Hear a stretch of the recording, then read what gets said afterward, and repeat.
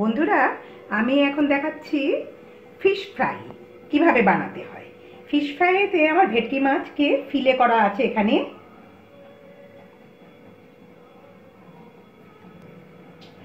এখানে সব ফিলেগুলো করা রয়েছে, দেখুন। এটাকে আমি ধুয়ে পরিষ্কার করে রেখে দিয়েছিলাম। এবার কি করছি সেটা দেখাচ্ছি। এখানে রয়েছে পুদিনা পাতা, ধনে পাতা, 5টা কাঁচা লঙ্কা, আধখানা লেবু আর কি, 2টো টুকরো করে রেখেছি, 10 কোয়া রসুন, 2 ইঞ্চি আদা, একটা মাঝারি সাইজের পেঁয়াজ কুচি। এগুলো একসঙ্গে আমি পেস্ট করব। আর ফিলেটাকে এখন প্রথম মাখাবো। এখানে 1 টিস্পুন গোলমরিচের গুঁড়ো আছে, এর হাফ নিয়ে তার সঙ্গে লেবুর রস আর নুন দিয়ে আমি ফিলেটাকে মাখিয়ে 15 মিনিটের জন্য রেখে দেবো। আগে আপনাদের সেটাই দেখিয়ে দিচ্ছি, তারপর এই পেস্ট করাটা দেখাবো। একটু নুন দিয়ে দিলাম,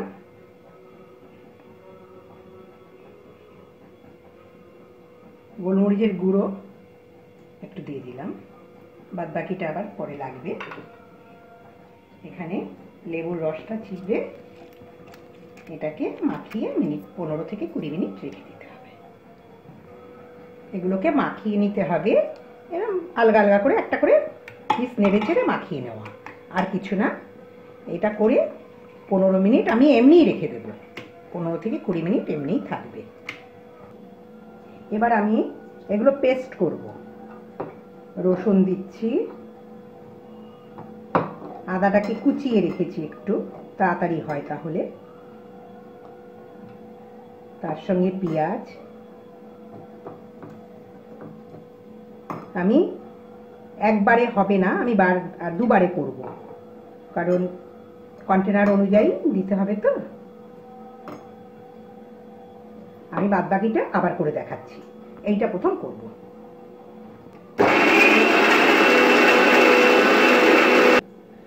এখানে দেখুন আদা, পেঁয়াজ, রসুন আর কাঁচা লঙ্কাটা পেস্ট হয়ে গেছে। কন্টেনারটা ছোট বলেই একসঙ্গে করতে পারলাম না, আপনারা ইচ্ছে হলে একসঙ্গে করবেন। এখানে আছে পুদিনা পাতা আর ধনে পাতা, এই দুটো একসঙ্গে পেস্ট করছি। ধনে পাতা, পুদিনা পাতাটা পেস্ট হয়ে গেছে। আপনারা একসঙ্গে করতে পারবেন, কন্টেনার যাদের বড় করে নেবেন তারা করতে পারেন। আমি ছোটোর উপর করছি বলে দুবারে করলাম। বন্ধুরা, 15 মিনিট আমার হয়ে গেছে। আমি এর মধ্যে মশলাটা একসঙ্গে দিয়ে দিচ্ছি। বারবারই বলছি, মশলা কিন্তু একসঙ্গে আপনারা পেস্ট করতে পারবেন, আলাদা পেস্টের কোনো ব্যাপার নেই। একসঙ্গে পারলে একসঙ্গে করবেন, কাজটা তাড়াতাড়ি হয়ে যাবে। এর মধ্যে সামান্য একটু নুন দেব, বেশি দেব না, কারণ নুন তো একবার দিয়েছি মাছটায়, তাই একটুখানি দিলাম। আচ্ছা, এটাকে মাখাবো। এর মধ্যে আর আমি কিছু দেব না, শুধু ওই ময়দা রেখেছি 1 টেবিল স্পুন, ময়দাটা এতে মাখিয়ে দেব, একসঙ্গে করে মাখিয়ে দেব। এগুলো শুধু মাখিয়ে মাখিয়ে নেড়ে নেড়ে রাখা। ময়দাটা দিয়ে দিচ্ছি।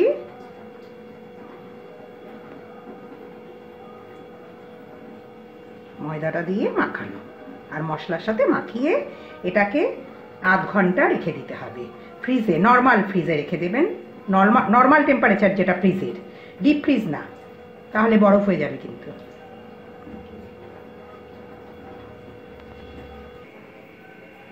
বন্ধুরা, এবার আমি করব কি, এখানে ব্রেড ক্রাম্বটা রেখেছি, দেখুন, এটা লাস্টে লাগবে। তার আগে কি করছি, দুটো ডিমকে ফাটিয়ে নিচ্ছি।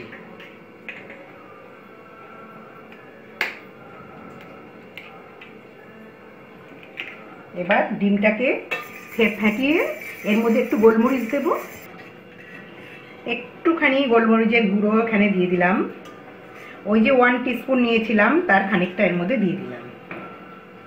আর সামান্য একটু নুন খুবই সামান্য দিচ্ছি। কেন, ব্রেড ক্রাম্বটার মধ্যে আমি সামান্য একটু নুন দিয়ে দিলাম, সামান্য একটু দিয়ে রাখলাম।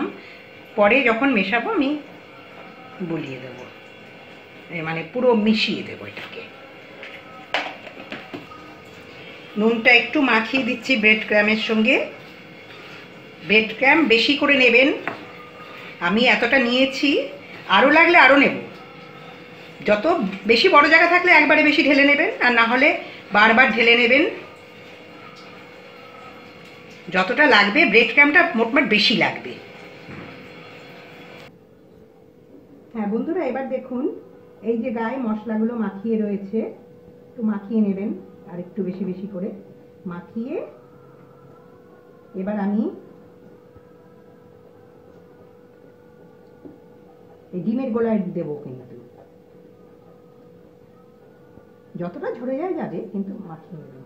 ডিমের গোলায় দিলাম, দিয়ে ব্রেড ক্যামের মধ্যে দিয়ে ব্রেড ক্যাম মাখাতে হবে। হাতটা পরিষ্কার করে নেবেন, প্রয়োজনে বা হাত ইউজ করবেন।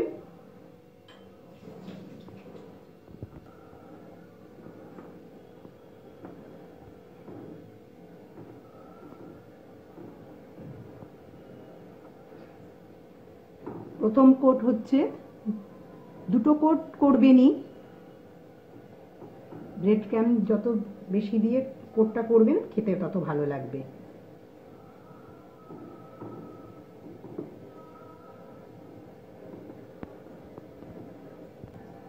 এবার প্রথম কোট হয়ে গেল। এবার আবার আমি ডিমের গোলায় একটু জাস্ট চুবিয়ে নিয়ে আবার দিয়ে দেবেন ব্রেড ক্যামের মধ্যে। হাতটা আবার পরিষ্কার করে নেবেন সঙ্গে সঙ্গে।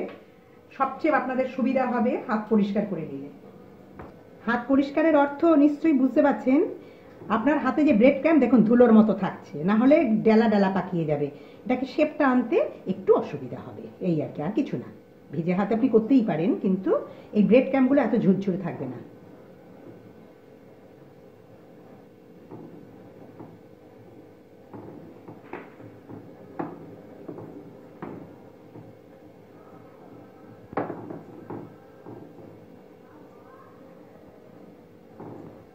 দেখুন বন্ধুরা, তৈরি।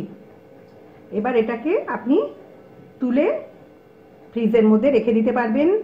3-4 দিন তো অনায়াসে রেখে তারপরে ভেজে ডিপ ফ্রাই করবেন ডিমে আছে, সেটা দেখিয়ে দেবো আমি। এটা আমার এখন অবধি এই পর্যন্ত হলো, এটা দেখুন। এবার আমি তুলে রাখছি। একটা হলো, এই দেখুন আর একটাকে আমি ডিমের গোলায় দিচ্ছি, দিয়ে ব্রেড ক্র্যামের উপর দিয়ে দিলাম। এবার এটাকে ব্রেড ক্র্যাম মাখাবো।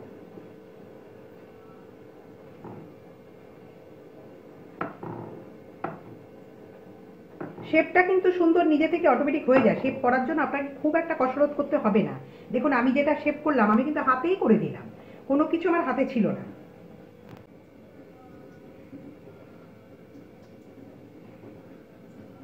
এটা প্রথম কোট, তারপরে আবার দ্বিতীয় কোট।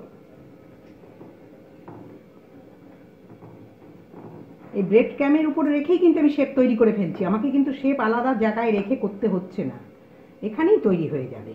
আমি আরেকবার ভিজিয়ে নিই ডিমের গোলায়, তারপরে আবার দেখাচ্ছি।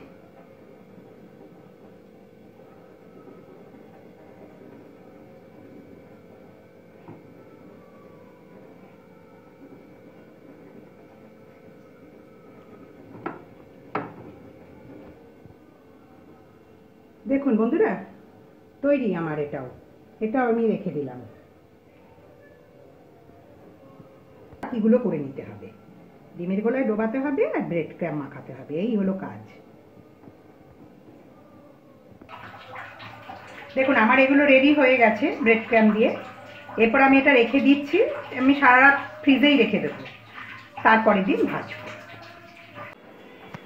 বন্ধুরা, আমি যে ফিশ ফ্রাইগুলো যে ম্যারিনেট করে বানিয়ে রেখেছি, সেটা পুরো রাত ফ্রিজে ছিল, নর্মাল ফ্রিজে, ডিপ ফ্রিজে না ছিল। এইবার আমি ভেজে দেখাচ্ছি।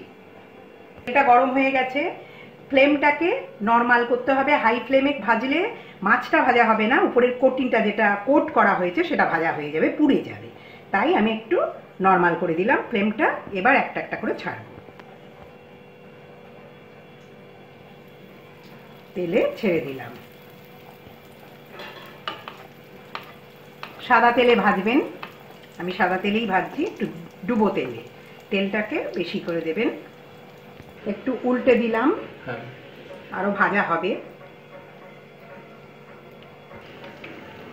হ্যাঁ দেখুন, একটা ভাজা আমার হয়ে গেল।